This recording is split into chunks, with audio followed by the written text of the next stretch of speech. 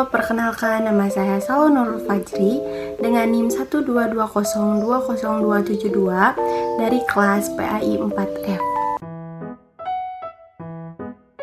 Di sini saya akan menjelaskan tentang bab khitbah dan nikah mata kuliah fikih munakahat.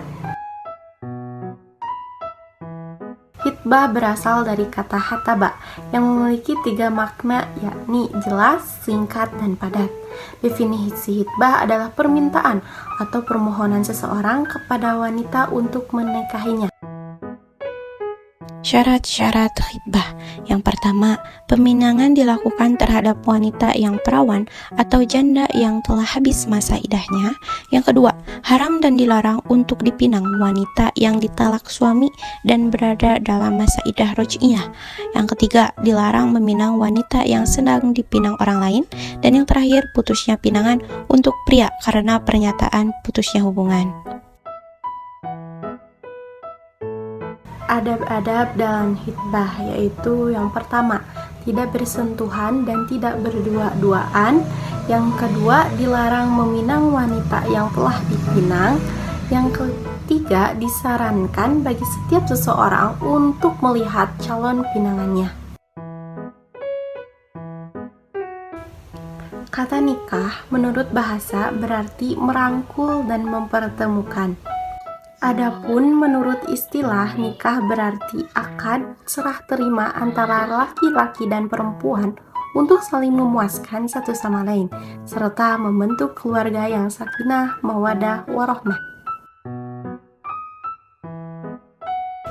Ada 5. 1. Mempelai laki-laki. 2. Mempelai perempuan. 3. Ijab qabul. 4. Wali. Dan yang terakhir 2 orang saksi. Syarat-syarat nikah. 1. Persetujuan kedua calon mempelai. 2. Izin orang tua atau umur calon mempelai pria sudah 19 dan mempelai wanita sudah 16 tahun. 4. Antara kedua calon mempelai tidak ada hubungan darah. Kelima, tidak terikat perkawinan dengan orang lain.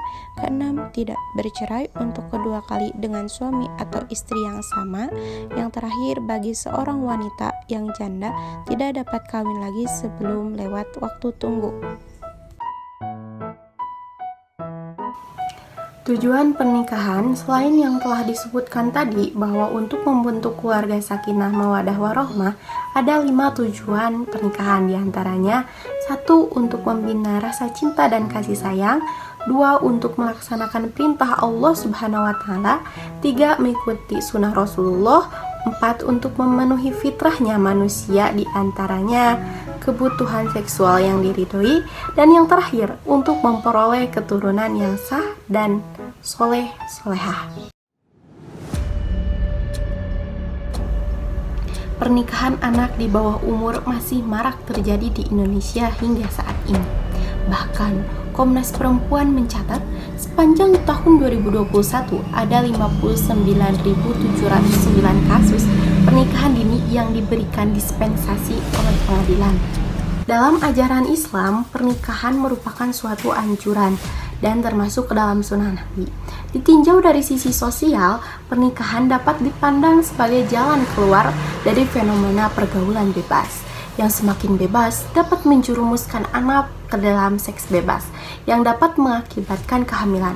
Anak yang sudah hamil sebelum menikah besar kemungkinan akan dinikahkan oleh orang tuanya. Namun dalam pernikahan dini, faktor psikologis dan kedewasaan masih menjadi penyebab permasalahan yang ada dalam rumah tangga. Banyak sekali faktor yang melatar belakangi pernikahan dini. Namun ada beberapa faktor yang dianggap pengaruhnya sangat dominan, seperti keadaan ekonomi, hukum adat, pendidikan, pergaulan bebas, dan akses teknologi. Dalam Islam menegaskan bahwa melakukan pernikahan dini harus diperhatikan beberapa hal, karena tujuan pernikahan adalah untuk membantu suatu keluarga yang bahagia. Apabila kesanggupan dalam membentuk keluarga masih dinilai kurang, alangkah baiknya untuk saling memantaskan diri terlebih dahulu. Apalagi dunia remaja, masih dunia belajar dan mencari jati diri.